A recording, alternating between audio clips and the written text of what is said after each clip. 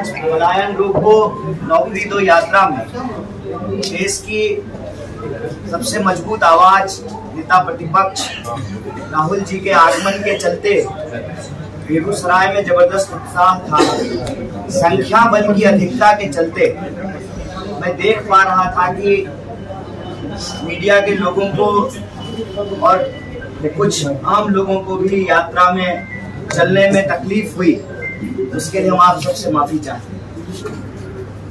यही यात्रा का उद्देश्य है कि हम जहां जहां जिन जिलों से गुजर रहे हैं, आज 23वां दिन है, वहां के स्थानीय मुद्दों को उठाते हैं और हमारी कोशिश है कि यह यात्रा किसी को एमएलए, एमपी, मंत्री, मुख्यमंत्री बनाने की यात्रा नहीं है।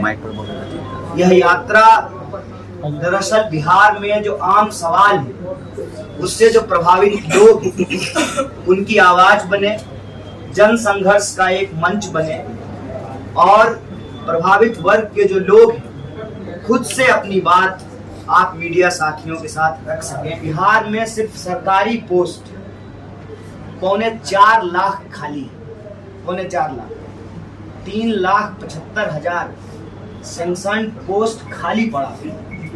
अकेले मास्टर साहब लोगों का लगभग 2,20,000 पोस्ट खाली है। फिर ये कहना कि बिहार में अवसर नहीं है, ये गलत है। बिहार में अवसर है। और मैं आपको बता दूं, कोविड के दौरान सरकारी आंकड़ा है, तकरीबन 2 करोड़ लोग घर आए थे। उसमें सबसे ज्यादा जो लोग घर आए वापस, वो उत्तर प्रदेश और बिहार के लोग।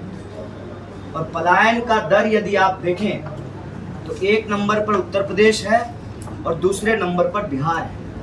अकेले बिहार से लगभग 60 लाख से ज्यादा लोग पलायन कर चुके हैं। एक तरफ हर किसी को देख के लगेगा कि बिहार में विकास बहुत तेजी से हो रहा है, सड़कें बन रही हैं, पुल बन रहा है, जहां नदी नहीं है वहां भी पुल बन जा रहा है। और सड़क और नदी के ऊपर पुल बने ना बने, कम से कम पेपर पे तो बन ही जा रहा है पुल। तो उसको देख करके लगता है कि विकास बहुत हो रहा है, सड़कें चौड़ी हो जा रही हैं। लेकिन जब आप बेकारी के आंकड़ों को देखेंगे, और बहुत मजेदार है, शहरी क्षेत्र में लगभग 30% बेकारी है और ग्रामीण क्षेत्र में लगभग 9% बेकारी है। ये बताता है कि जब रोजगार के अवसर उपलब्ध नहीं होंगे तो स्वाभाविक रूप से लोगों को अपना घर बार छोड़ करके बाहर जाना होगा।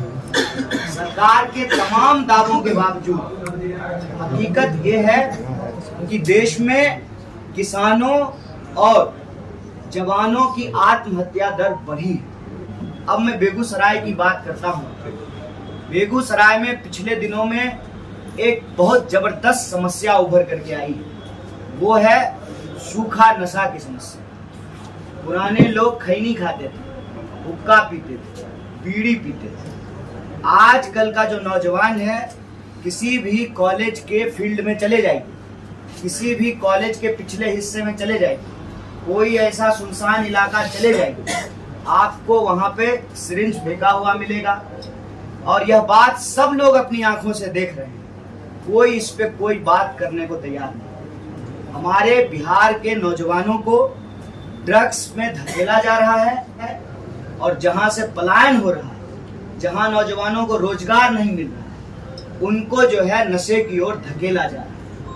जब सरकार नौकरियां देने में विफल है तो जानबूझ करके संप्रदाय के आधार पर, पहचान के आधार पर इस मोहल्ले के लोगों को उस मोहल्ले के लोगों से लड़ाया जा रहा है।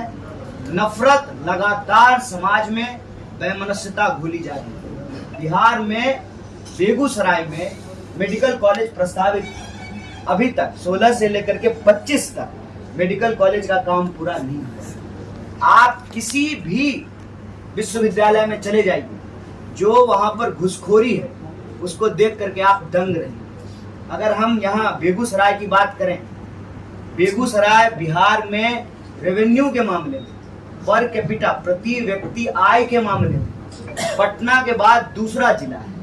यहाँ पर तमाम फैक्ट्रियां हैं, नई फैक्ट्रियां भी खुल रही हैं, लेकिन आप यहाँ के लोगों की स्थिति देखेंगे तो यहाँ भी पलायन का दर जो है बाकी और जिलों से बहुत बेहतर नहीं है। यहाँ से भी लोग पलायन कर रहे हैं। यहाँ की स्थिति ये है, जहाँ पर एक आपको डेवलपमेंट दिखता है, वहाँ पर लोगों के बीच जब आप उनकी समस्याओं को जाकर के देखेंगे तो आपको महसूस होगा कि बेगूसराय जिला में आज तक लगातार मांगने के बावजूद दिनकर विश्वविद्यालय की स्थापना नहीं की गई। और स्थिति ये है कि जानबूझ करके नाम गलत किया जाता है और आप उसको ठीक करवाने के लिए जाइए, वहां जो है ब्रोकर घूम रहे हैं, बिना घूस का आपका कोई पेपर ठीक नहीं होगा।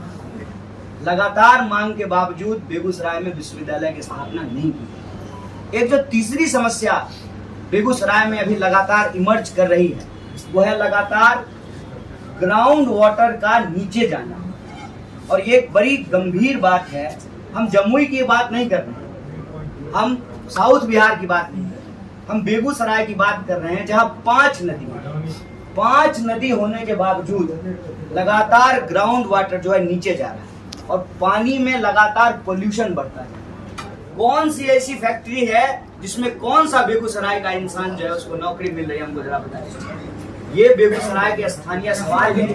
और बिहार के अंदर बेरोजगारी नेशनल बेरोजगारी से ज्यादा है। और एक नेता हमको बता दीजिए बिहार का जो पटना एम्स में अपना इलाज कराता, सब दिल्ली एम्स में जाकर के इलाज कराते, एक नेता का नाम। तो ना इलाज मिल रहा है, ना रोजगार मिल रहा है, ना शिक्षा मिल रही है, ना सुरक्षा मिल रही है। यह यात्रा अनवरत चलती हुई 23वें दिन बेगूसराय पहुंची है। कल हम लोग पटना जिला होते हुए 11 तारीख उस दिन हम जो है मुख्यमंत्री जी से मिलने के लिए जाएंगे। और हम उम्मीद करते हैं कि सरकार अगर सब कुछ सही की है तो सरकार को फिर हमसे मिलने से कोई संकोच नहीं है। सरकार हमसे मिलेगी और हम बिहार के मुखिया को जो हम मांग पत्र कलेक्ट किए हैं हर जिले से, कहीं चीनी मिल के मजदूरों ने मांग पत्र दिया, कहीं ऑटो चलाने वाली महिलाओं ने मांग पत्र दिया, कहीं किसानों ने मांग पत्र दिया।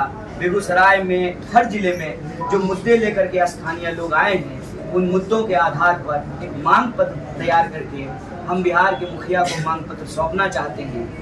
देखिए, वो तो आधे घंटे के लिए भी आए बिहार में इनके साथ चलने के, जो बिहार में 20 साल से हैं, वो बता दें कि 4.25 लाख पद क्यों खाली है। तंज कसना आसान होता है, परिवर्तन करना मुश्किल होता है।